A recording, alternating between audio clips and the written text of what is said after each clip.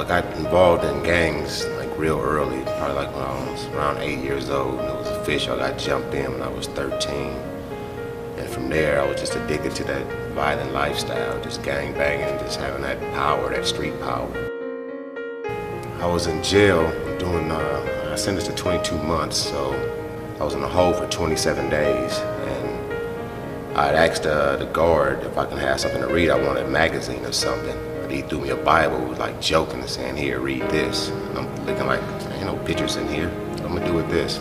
Probably about 3 days into it, I opened it up and just opened it up and just started reading. And then I wanted to know what happened before that and then before that. So I ended up just starting from the beginning and read it to the end. And that 27 days didn't even feel like 27 days. I could have stayed in there longer. Everything happens for a reason. So when that Bible was given to me as a smirk on the officer's face, it was a purpose that was way beyond what he was thinking.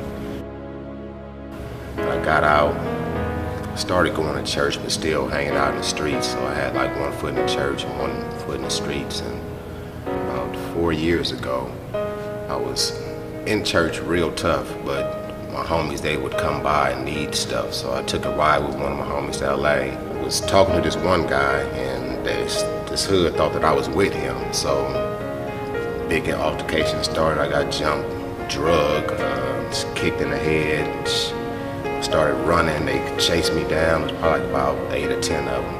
And then I hid inside these people's house in the back. And I told the guy, like, you know, I don't gangbang, I ain't from out here. And so started fighting again. One more came back and started dumping and started shooting. And this was my most sincere prayer. I got down on my knees and said, "Lord, for real, I am done with the streets. I don't want it no more. They can have it." And you know, that power that you think that you're getting from the streets is nothing, because it doesn't profit a man to gain the world but to lose his soul. Right after that, I started serving the ministry, going on outreach. We go out every Saturday, and we go out deep, and we share the word of God.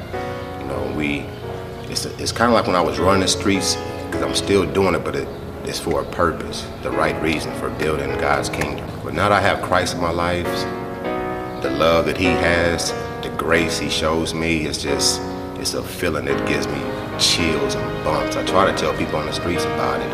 It's for real. It's here for everybody. I mean, come get some. And so for any of you that's out there that involved with gangs and the streets and thinking that there's nowhere else to go, I mean, Jesus is there. He's real.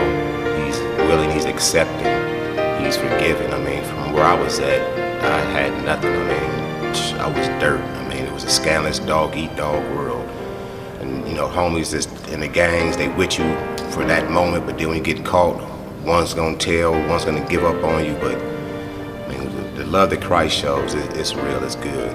Don't be worried about what people think about you. Have a personal relationship with Christ and build on that. Don't worry about what nobody else thinks.